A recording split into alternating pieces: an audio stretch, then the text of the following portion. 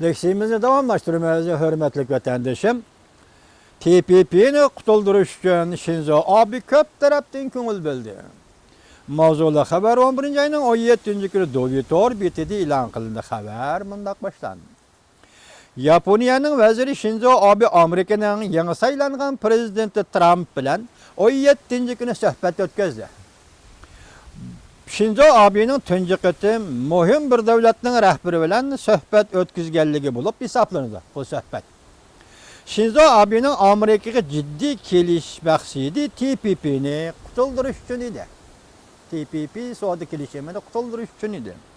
Yaponiya iqtisod xabarlari gazetining 11 ayının 18 günü xabariga asoslanganda Yaponiya hukumat kabineti a'zolarining Amerika saylimida diqqat qilib atqanligini, Yaponiya Amerika Asiya Tinch okean bexatarligi hamkorligining muhimligi va TPP'ning muhimligini ko'rsatib beradi. Shinzo Abe üçün aytganda TPP Shinzo Abe iqtisodshunosligida muhim omillarning ichidagi muhim omil edi. Demek TPP ve savdo kelishimi Shinzo Abe'ning iqtisodshunosligi munosabatiga. TPP'ga qatnashgan boshqa davlatlar da suhbatning natija qozonishi umid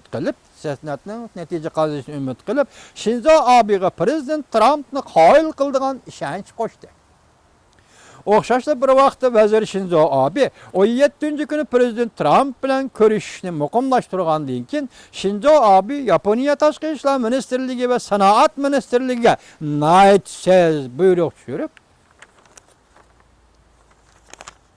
buyruq tushirib, har qanday so'rinda Yaponiyaning TPP qatorliq erkin savdo kelishimiga e'tibor berdiganligini oshkorlashni talab qildi. Vazir Shinzo Abe hatta TPP'ni qutquzish yo'lidagi harakatlarda shaxsning inovati bilan hisoblashmayman dedi. Onundan boshqa Shinzo Abe ko'plagan qo'llashni qo'lga keltirdi. 16. günü Avustraliyaning vaziri bilan telefonda suhbatlashib, har qaysi davlatlar davlat ishida rasmiyatlarni yo'lga qo'yib, TPP'ni unumga ega qilish qarorining intayin muhimligini yana bir qatam dunyoga oshkorlashni tashabbus qildi. Her qaysi davlatlarning qo'l tutishib TPP'ni qutqizishga tasdiqlash uchun Amerikaga haydakchilik qilishini murojaat qildi. 19. günü Peru'nun poytaxti Lima'da chaqirilgan Asiya Tinch okean iqtisodiy hamkorlik yig'inida TPP muhim muhokama temasi bo'lib muhokama qilindi. Hissiyatni harakatlantirish va aqlni harakatlantirishdan boshqa Shinzo Abe yani ikki turlik asos tayyorlab prezident Trumpning TPP'ni tan elishini qo'lga keltirmoqchi bo'ldi.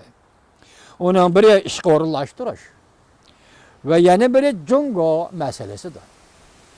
Prezident Trump asası qurilish aslahalariga mablag' solishni kengaytirish tashabbusini o'tirib qo'ydi.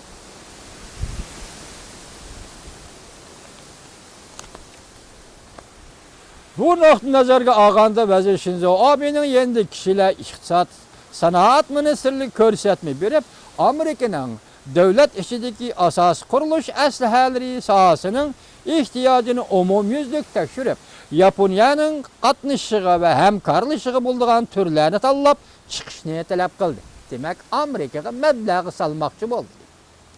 Prezident Trump prezident saylanib TPP'dan chekinib chiqishni o'tirib qo'yganda Amerikada ishga o'rinlashtirishga kapolat qilishni maqsad qilgan edi.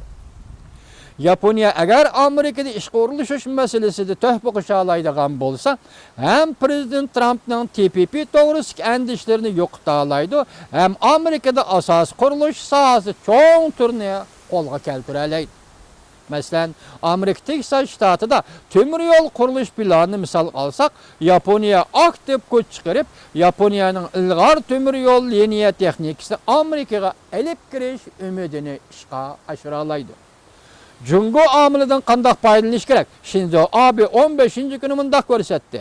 Agar TPP unumga ega qilish rasmiyatlarida ilgirlash bo'lmasa, markaz Amerika qatnashmagan Sharq Osiyo rayoni umumyuzlik iqtisodiy hamkorlik kelishimini RCEP'ga yüzünüdür. Dünya şunun yüzündür. Cungo yetakçiligideki RCEP teşkilatı asas yakınlık ayrılığından bolsa, ondaqda yer şarı sodasının prensiplerini Amerika emas, Cungo tüzüdür. Bu del Amerika körüşni xalamaydigan akıbettir.